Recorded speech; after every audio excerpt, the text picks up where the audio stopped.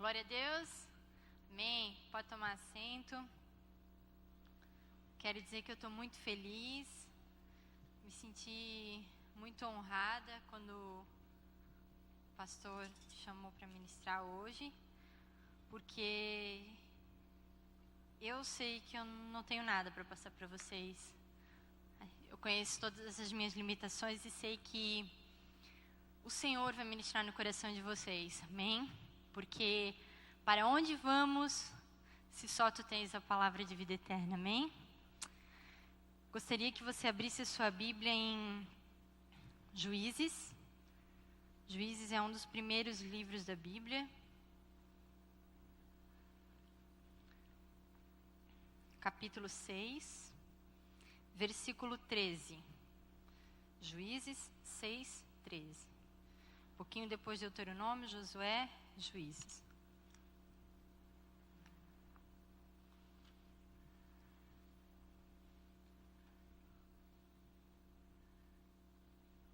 Amém? Todos acharam? Amém. A palavra do Senhor diz assim: Respondeu-lhe Gideão: Ai, Senhor meu, se o Senhor é conosco, por que nos sobreveio tudo isso? E que é feito de todas as suas maravilhas que nossos pais nos contaram, dizendo: Não nos fez o Senhor subir da terra do Egito? Porém agora o Senhor nos desamparou e nos entregou nas mãos dos midianitas. Amém? Coloque a sua mão no seu coração. Senhor Jesus, essa é a tua palavra, Santo Espírito de Deus. Nós viemos aqui, Senhor, essa noite porque queremos que o Senhor fala conosco, Pai. Espírito Santo, tu tens liberdade em nossas vidas. Espírito Santo, revela, Senhor, aquilo que é a necessidade do nosso coração. Abre o nosso entendimento, a nossa mente, Senhor, que tudo que se levanta, Senhor, contra a revelação da tua palavra caia por terra em nome de Jesus. Tu tens liberdade em nós, Senhor, em nome de Jesus. Amém? Então, tem um tema que fazem uns 2 anos que Deus tem trabalhado no meu coração. E quando o pastor me chamou para trazer a palavra, eu já sabia que ia ser esse tema, mas eu não sabia qual o texto bíblico que eu iria usar. O tema dessa noite é a espera da promessa. Amém? E eu decidi falar para vocês sobre Gideão. Gideão, que era um jovem, né? Como eu e como você. E aqui, só para vocês entenderem qual era a situação de Gideão. O povo foi escravo durante muitos anos no Egito. E Deus tinha uma promessa para o povo. Que iria libertá-los e mandar eles para uma terra onde haveria leite e mel. Ou seja, uma terra de fartura, de paz. Deus iria colocar eles nessa terra. Essa era a promessa de Deus. E aí se levantou Moisés. Deus libertou o povo passou 40 anos ali no Egito e chegou à Terra Prometida. E Gideão, ele fazia parte desse povo de Israel e estava na Terra Prometida, estava vivendo a promessa do Senhor, tinha chegado naquilo que Deus tinha prometido. Então, essa era a promessa do Senhor para eles. E é muito importante a gente sempre valorizar as promessas de Deus para a nossa vida. Porque assim como Deus tinha para Gideão, Deus tem promessas na minha e na sua vida. Amém? A Bíblia está cheia de promessas. Muitas vezes, quantas vezes você já foi num culto e Deus liberou uma promessa sobre você? Às vezes, através de um louvor, Deus nos mostra coisas, sonhos. Deus nos dá sonhos que Ele tem como promessa para as nossas vidas. Amém? E Gideão tinha essas promessas sobre a vida dele também. E a promessa do Senhor nada mais é do que uma palavra liberada ao meu e ao teu favor. E a palavra do Senhor tem muito poder. Porque a Bíblia fala que Ele fez o mundo e todo o universo através da sua palavra. Então nós precisamos valorizar, lembrar, ter no nosso coração as promessas do Senhor que Ele tem sobre a minha e a sua vida, amém? E a palavra do Senhor, ela é tão importante, as promessas do Senhor são tão importantes, que no Novo Testamento, a vinda de Jesus é descrita como uma palavra em ação. Ou seja, Jesus ele foi chamado como um verbo. Verbo é uma palavra de ação. E Jesus foi a palavra de salvação enviada nessa terra. Ele morreu na cruz por mim e por você. Então precisamos trazer a nossa memória, precisamos nos apegar às promessas de Deus, às palavras de Deus liberadas sobre a minha e a sua vida. Amém? Porque em Números 23, 19, um pouquinho antes, tem um versículo maravilhoso que fala o seguinte. Números 23, 19. A gente vai ler alguns versículos, se você quiser anotar. Fala assim: Deus não é homem para que minta, nem filho do homem para que se arrependa. Porventura, tendo ele prometido, não fará? Ou tendo falado, não cumprirá? Amém? Então, aqui a gente vê que a palavra do Senhor diz para nós que tudo aquilo que Deus prometeu para mim e para a sua vida, Ele vai cumprir. Amém? Então, se você tem uma promessa sobre a sua vida que talvez você até desistiu, Deus é fiel para cumprir. Você pode ter desistido, mas o Senhor não desiste. Basta nós tomarmos posse. Amém? E Gideão, ele lembrava da promessa que Deus tinha feito. Ele lembrava daquilo que Deus tinha falado para os seus pais. Mas existe algo muito importante. Porque entre a palavra de Deus ser lançada para nós e ser feita uma promessa em nossas vidas e ela ser cumprida, existe um tempo. E é sobre esse tempo que eu quero falar com vocês. Amém? Já há algum tempo Deus estava falando comigo sobre isso. Sobre esse tempo entre a promessa e o seu cumprimento. E um dia, sei que tem alguns que vão até rir. Um dia eu estava fazendo uma tarefa minha do lar, né? Que sou casada com Charles, né?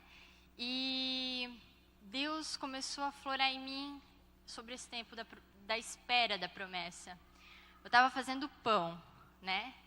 E o pão, ele tem 3 fases. Existe a fase do preparo da massa, existe o tempo do crescimento e o tempo de assar o pão. 3 fases, basicamente, né? E você sabe qual é a fase que demora mais tempo, para o pão ficar, que é mais gastado tempo? O crescimento. E o crescimento do pão a gente pode comparar com a fase da espera da promessa. É nessa fase das nossas vidas que muitas vezes, assim como as nossas mães, o padeiro faz, eles cobrem o pão, botam o pão numa forma, cobrem e botam lá paradinho, tampado, quieto. E é assim que nós ficamos na época da espera da promessa. Muitas vezes, durante a espera da promessa, nós nos sentimos só, a gente se sente esquecido, a gente se sente abandonado, mas lá no fundo a gente sabe que é uma fase, que o Senhor tem algo para mim e para a tua vida. E esse preparo de Deus, Ele usou com todos os grandes homens. Davi, ele teve essa fase na caverna. Elias teve essa fase no Querite.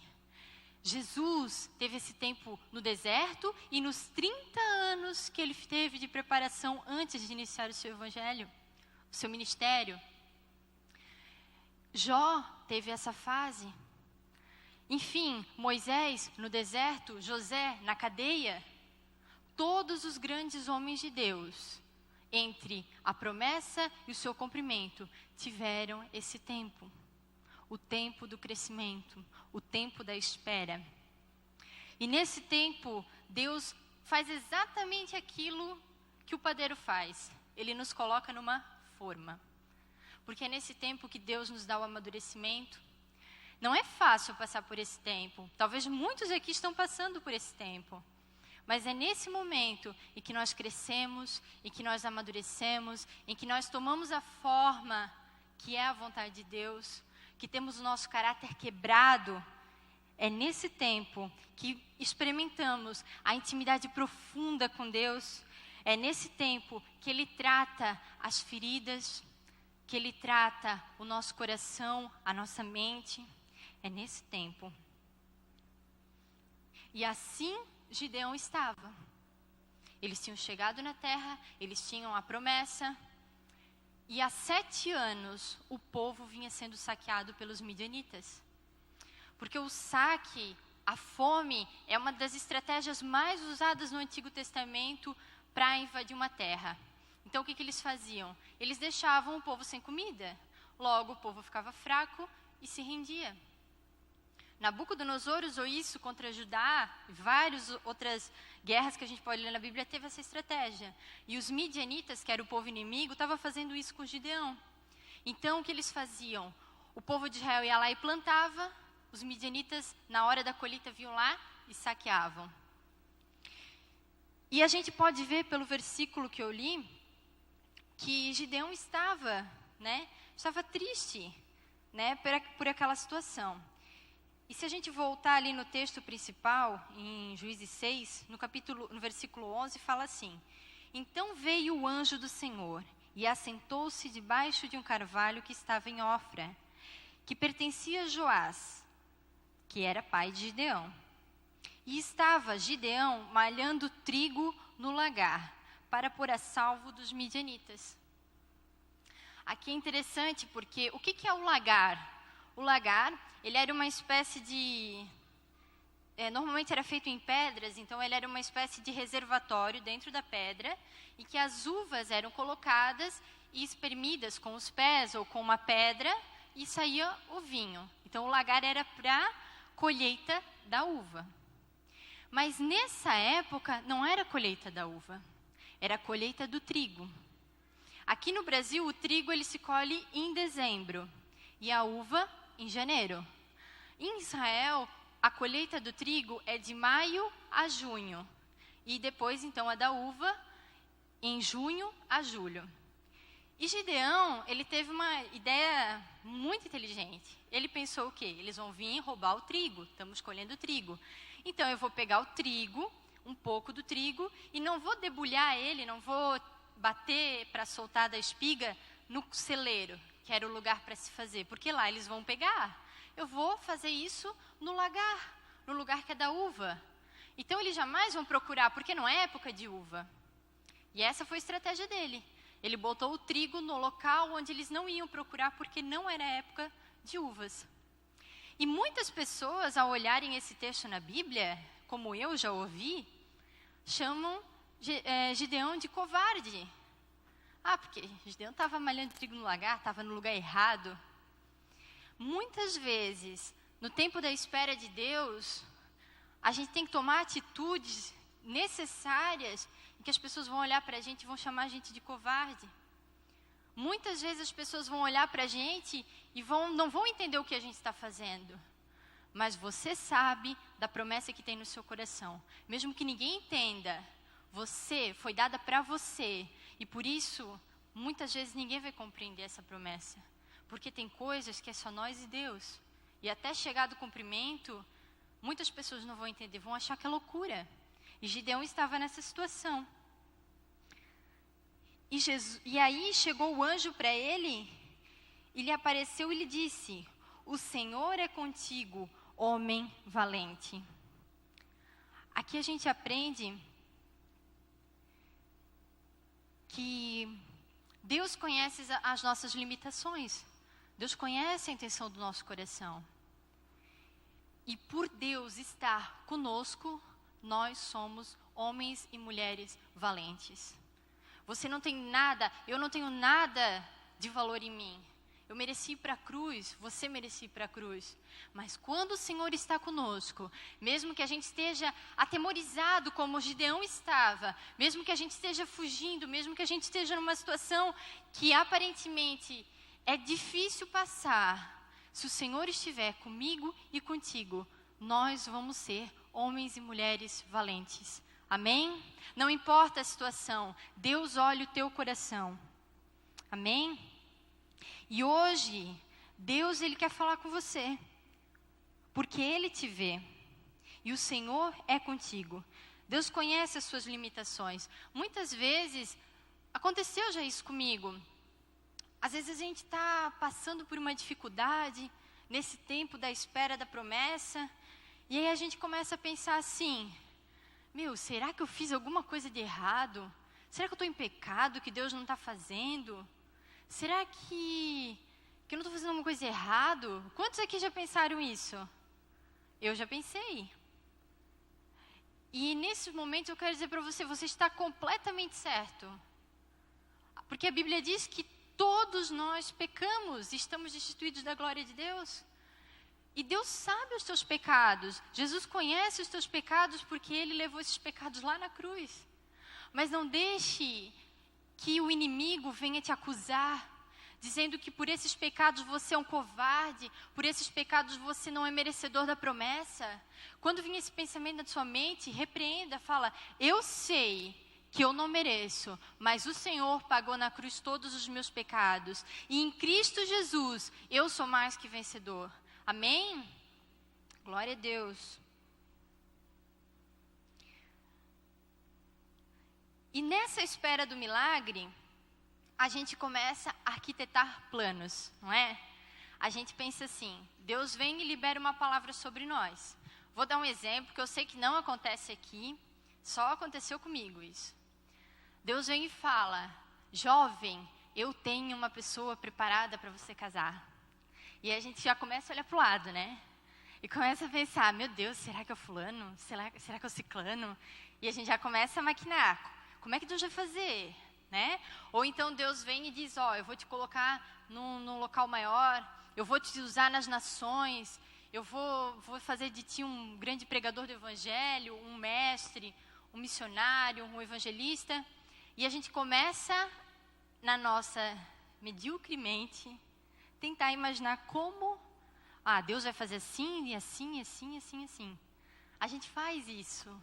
Infelizmente, a gente faz isso. A gente pensa que a gente pode fazer os planos para Deus apenas seguir aquela vontade nossa. Infelizmente, a gente faz isso. E aí, Deus permite com que os nossos planos, muitas vezes, não aconteçam. Não é? E aí o tempo passa. E a promessa não chega. Mas o tempo passa dentro do nosso tempo, não no tempo de Deus. Porque a gente achou que ia ser em 1 ano. Porque a gente achou que ia ser em 6 meses. Porque a gente achou que ia ser esse mês, essa semana, daqui a 5 minutos. E não acontece. E aí, o bicho começa a pegar. E o mais difícil, as coisas começam a não acontecer. O tempo vai passando.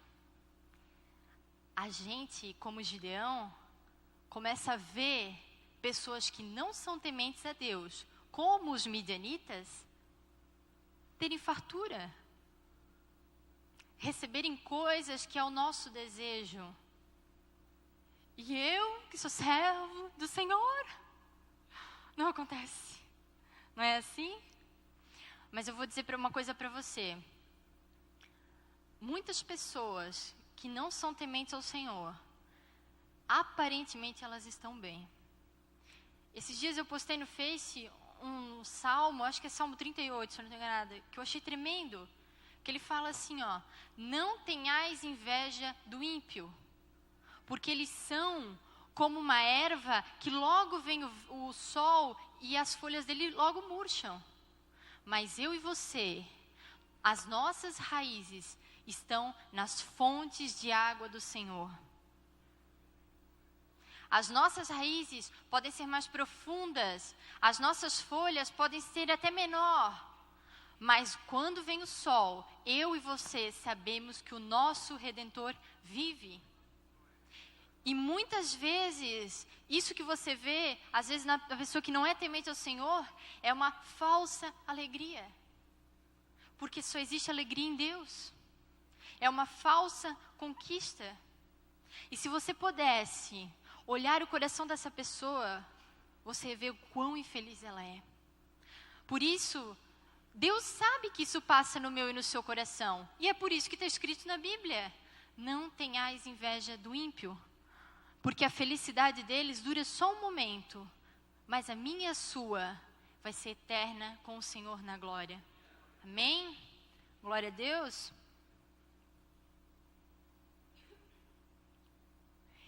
E nesse tempo da espera, quando as coisas não vão acontecendo e o tempo vai passando, a gente começa a usar todas as nossas armas, não é verdade? A gente ora e parece que Deus não está ouvindo. Aí a gente abre a Bíblia, aí cai lá em Números. Fulano é filho de Ciclano e filho de Beltrano, e tinha tantos mil. E daí você bota uma pregação no YouTube. E parece que está... não tem nada a ver com aquilo que você está passando. E aí você pensa assim, não, eu vou lá falar com o Ciclano, porque o Ciclano é uma pessoa de Deus. Vou lá falar com a tia do coque lá com a irmã Maria, do reteté. E a irmã Maria fala nada a ver com aquilo que tu queria ouvir. Parece que ninguém te entende.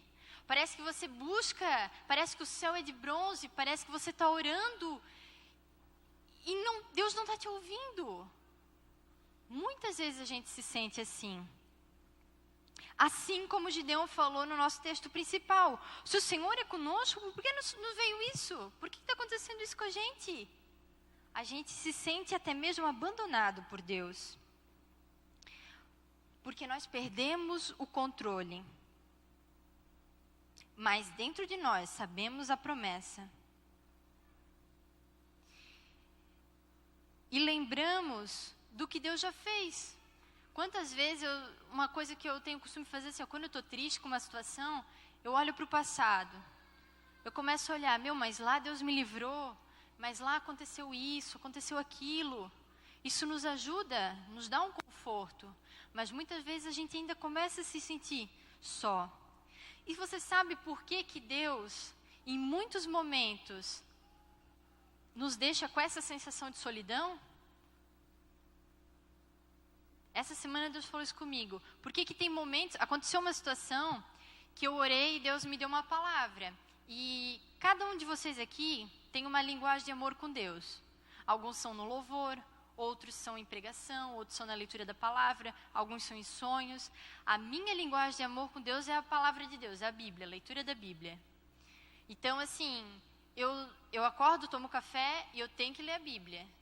Porque eu penso assim, eu vou lá tomar café, alimentar minha carne, que é uma porcaria, que só me faz pecar, e eu não vou alimentar o meu espírito?